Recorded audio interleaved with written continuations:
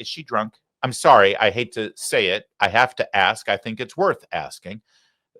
That speech pattern, that semi-articulation that you just witnessed, that's not normal, is it? I mean, that's not even Nancy Pelosi 5 years ago. Was there a 8-cocktail lunch before the reporter tracked her down? It's not a good look, man. Well, we have a huge story that broke this week that isn't getting a whole lot of attention, but, well, we specialize in delivering news that doesn't get a whole lot of attention elsewhere. Take a look at this. Secretary of Health and Human Services, Robert F. Kennedy Jr., announced that the federal government, through HHS, will totally ban Medicaid and Medicare funds from going to hospitals and institutions who conduct transgender operations for minors. As Eric Doherty said, it's ending. Trans ideology will no longer be subsidized. Child mutilation will stop. Now, this is following in the footsteps of those right-wing fascist governments like the United Kingdom, Scandinavia, most Western European nations right now, who will not allow their government-run healthcare systems to pay for or approve these procedures. Now, of course, theoretically, private institutions not getting government subsidies could still perform these procedures on children, but this is a huge step in the right direction. And let's face it, most of these institutions do get federal funds in one way or the other through Medicaid or Medicare. So it's a game changer. And you didn't see much about it in the media, did you? Ask yourself why. Meanwhile, Nancy Pelosi, she's the Speaker of the House Emeritus, don't you know? She was back in her home district of San Francisco, and a friendly reporter with a San Francisco perspective in the state of California asked the good speaker what she and her fellow Democrats were trying to do to help support transgender children who do want to have these procedures. What can the state of California do about this? Take a listen to what Nancy Pelosi has to say, and then we'll discuss it after the fact. Is your office responding to the pauses in gender-affirming care here in California? Well, that is something that I'm working for at the national level, and we have, how can I say, are hoping that we can have gender-affirming care for our trans kids, and that it's a sad thing for us.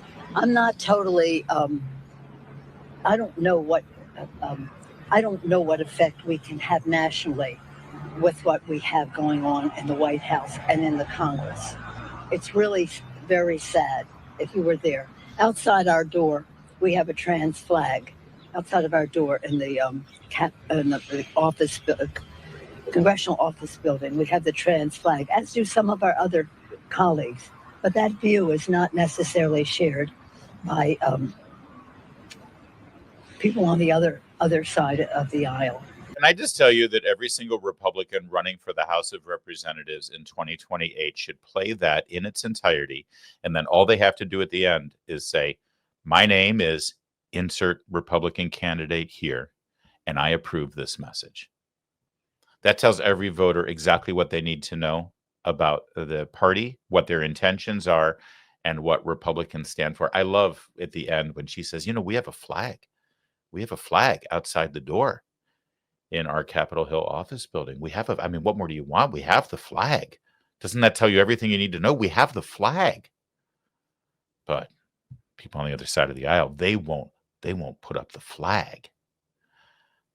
All right, a couple of things that you should notice here, really important. First, again, the question is, what are you doing, or what can you do at the federal level to protect trans children in California who want these procedures? The idea that enabling a minor to go through genital mutilation of one sort or another, or chemical castration, which will render them sterile in their adult life, under the guise of the Orwellian description, gender-affirming care, when in fact, both of those procedures do the opposite. They don't affirm your gender. Actually, they distort and warp and mutilate your gender. That said, the idea that enabling those procedures for a minor is protecting kids absolutely is a nauseating and enraging thought. The kids do need protection, obviously. They also need serious help. But instead, well, you know what happens. But let's see Nancy Pelosi's response here, because it's incredibly informative. That is something that I'm working for at the national level. Something they're working for at the national level. In other words, it's not good enough that California wants to do this to their children, or Minnesota, or what have you. No. You should not have a say. If you're in Oklahoma, if you're in one of the Dakotas, if you're in Mississippi, and the vast, vast, vast majority of the people in your state say, no, we will not tolerate this. The state of Tennessee, which, by the way, just banned this for children, and that was tried and challenged at the Supreme Court, and the Supreme Court said, yes, this state is allowed to do that. She doesn't care. She wants it to be federal across the board. Your state has no choice. That's what she's trying to do with her party at the federal level. Take note. Make sure you find out who represents you where you live to see where they stand. But then she goes further. We have, how can I say, are hoping that we can have gender-affirming care for our trans kids. For our trans kids. Is she drunk? I'm sorry. I hate to say it. I have to ask. I think it's worth asking. That speech pattern, that semi-articulation that you just witnessed, that's not normal, is it? I mean, that's not even Nancy Pelosi 5 years ago. Was there a 8-cocktail lunch before the reporter tracked her down? It's not a good look, Nan. But in case you think that this is just a California thing or something, you'd be wrong. And by the way, the mentality that people like Nancy Pelosi, her political party, and government bureaucrats, most of whom work in a school because they're the ones who encounter your children and walk them down this path to gender transition, the idea that they know better how to parent your child than you do, the idea that they can encourage this kind of behavior of a sexual nature with a minor against a parent's wishes, in fact, keeping it secret from that parent, should be so enraging to 80 or 90% of the people in this country. Frankly, it should be all of us, because if the government can keep secrets like this from your child, what can't they keep from you, right? Your kid tries to get an aspirin in school and you've got to sign off on 20 different forms, but your kid wants to change their sex and walk down the path toward gender transition, and no, we'll keep that secret from mom and dad.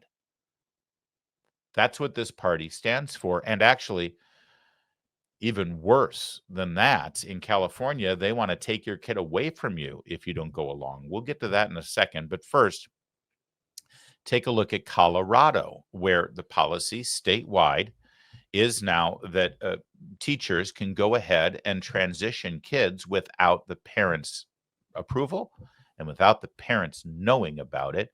But one parent was so devastated by her daughter being transitioned behind her back secretly to being a boy that she's fighting this all the way to the Supreme Court. And it looks like the lawsuit could very well have its day in the Supreme Court. The school district secretly transitioned tween girls. It's now been added, this lawsuit, to the Supreme Court docket. Now, that doesn't mean that officially it will be heard, but it's one step closer to being heard in the next session, and I sure hope it will be. I want you to meet this woman. Her name is Erin Lee on social media. She is Erin for Parents, I believe. and she tells the story of what happened to her daughter, pay close attention and make sure you share this with all your friends, because I guarantee you it could very well be happening in your kids' school as we speak. One day, her trusted art and homeroom teacher invited her to stay after school for art club. So she texted us and we gave our permission. Of course, you can stay for art club. When she arrived in the classroom that day, she very quickly learned that it was actually GSA art club, or gender and sexuality awareness. And her trusted teacher had invited in an outside presenter to speak with the children. This presenter started with her number one rule: what you hear in here stays in here. She then brought out flags to describe different umbrella terms, or defining words, as she called them, and how people feel under each of the flags. She explained to my daughter that if she is not 100% comfortable in her female body, then she's transgender. She then gave out flags, stickers, bracelets, and what she called the obligatory toys that kids love to collect everywhere I go. She then told the kids that parents aren't safe, and that it's okay to lie to them about where they are in order to attend this meeting and also future programming that she holds throughout the community, both online and in person. Some of the programming is actually includes adults. So she's got 12-year-olds in these meetings secretly with adults. She told the kids that she brought out the genderbread activity. I don't know if you've ever seen that before, but the genderbread person activity, which explains that gender and sexuality are on a spectrum and that neither can ever be binary. It explicitly asked the kids who they're sexually attracted to. There was 11, 12, and 13-year-olds in the room when this happened. She doubled down that parents aren't safe, that heterosexuality and monogamy are not normal. And she then proceeded to hand out her personal contact information to the kids, encouraging them to connect with her without their parents' knowledge, by cell phone, by email, and by teen chat platforms like WhatsApp and Discord, where parents can't see the communication. She also sends them invites to her secret meetings through these channels. So this predacious stranger, it turned out, had absolutely no qualifications to be speaking with children about sexuality. She's not a licensed therapist or counselor. She's not a full-time teacher in the district. Her only qualification is that she was a lesbian that didn't have this kind of program when she was a kid. So when we picked our daughter up that day, it was clear on her face that something was incredibly wrong. She was uncomfortable. She had just, had her innocence ripped away in a moment. And she had these trusted adults tell her that parents aren't safe and that she shouldn't tell us what had just happened to her. Are you terrified of that? You should be. And I guarantee you that you either live in a school district or you live adjacent to a school district for where this kind of thing is being advocated for, if not actually occurring. If you live near any major American metropolis run by Democrats, where the school system is run by Democrats, where the teachers union holds sway, this is what's being proposed. And I want to remind you, because that's a hell of a story, but I want to remind you how it all began for Erin Lee's daughter. Listen. One day, her trusted art and homeroom teacher invited her to stay after school for art club. So she texted us and we gave our permission. Of course, you can stay for art club. Art club. Art club. You want to stay for art club? Sure, we'll stay for art club. This is outrageous. And listen, we talk about politics a lot here. We talk about Democrats and Republicans. We talk about Congress and the Senate. We talk about the White House. God knows. We talk about the presidential election last year. It's pretty much all we talked about. And it's important. It's a good story. And it matters. It makes a difference. Can I tell you something? I truly believe in my heart that this makes a bigger difference. Now, who is president and what kind of executive orders and executive actions through the Department of Education, Health and Human Services, and the Justice Department they can enact to either permit or prohibit this kind of behavior, that's important, yes. And thank God Donald Trump and his policies and his party and the team that he's got right now are in place. That's why we started this segment telling you what the Health and Human Services Department is doing now. I assure you it wouldn't be doing that if Kamala Harris had won the election. But let me tell you something. When all is said and done, when it comes to your children, what happens in your house is more important than what happens in the White House. The people who sit on your school board in many ways are going to have a bigger, more impactful effect on your life and on the life of your children than the man sitting behind the resolute desk in Washington, D.C. And how much attention do you pay to your school board elections?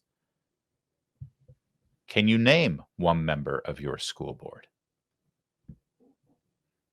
This is what they're doing. And it's not just California, and it's not just Colorado. This is where we are right now. These are the states right now, as we speak, who are fighting to be just like California.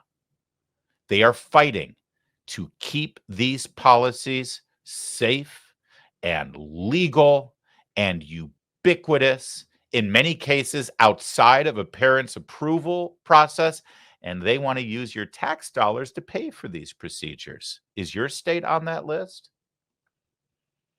If it is, maybe you should get involved in this issue.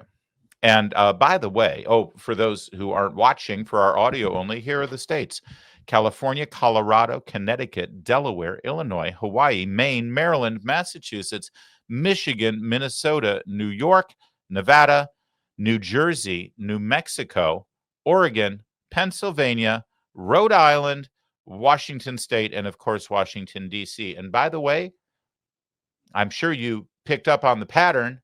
Other than Nevada, which should really be looking at this issue, other than Nevada, I believe every single one of those states has a Democrat governor, if not a Democrat governor along with a Democrat majority in their state legislature. If the Virginia election that's about to happen this fall goes the way of Abigail Spanberger and the Democrats, add Virginia to the list. Guaranteed.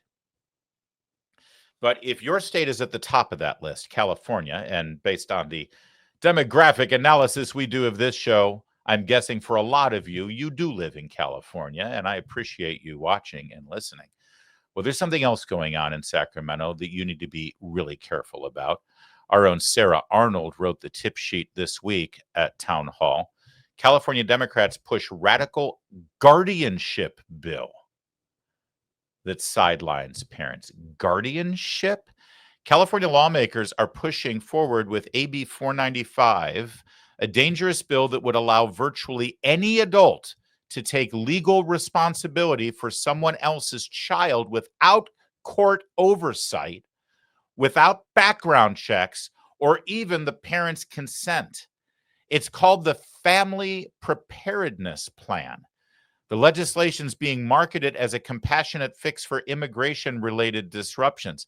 Under AB 495, any loosely affiliated adult, neighbor, church volunteer, even a distant acquaintance could be given the authority to enroll kids in school, approve medical procedures, and make decisions usually reserved for a legal guardian. No judge would have to approve it. No agency would have to vet it. It means that no parent would have to sign off. The bill even allows the courts to assign secondary guardians to children when a parent is temporarily unavailable, such as during immigration proceedings, but then goes a step further by sealing those court records, shielding them from public scrutiny. But it's even worse. Daycare centers would be forced to adopt state-approved anti-cooperation policies with immigration enforcement, effectively turning preschools and childcare facilities into sanctuary zones, even if it puts the child or others at risk. The legislation empowers the state and unvetted adults while marginalizing parents.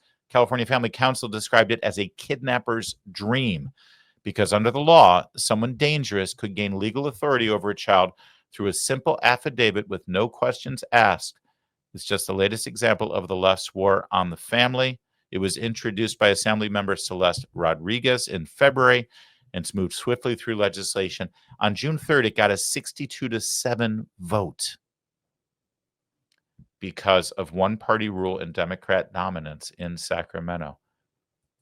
And just think, if you're a pedophile, just think if you're a groomer, just think how that law can be abused, and the children abused by extension, with the very loose, very lax transgender policies that California has in place for children. This is a nightmare, and it keeps getting worse. I hope you're paying attention. And I hope if you're on that list, you're doing something about it. And if you're not on that list and you live in a state that's free of that, I hope to God you're doing whatever you can to make sure that the party who supports this and celebrates this does not get any further along with your state's representation in Washington, D.C., because you heard it from Nancy Pelosi herself as she was slurring her way through that interview. This is what she and her party want to do nationally. So even if you're in a safe state right now, if Nancy has her way with the Democrats, it won't matter. It'll be federal law. And then what you gonna do?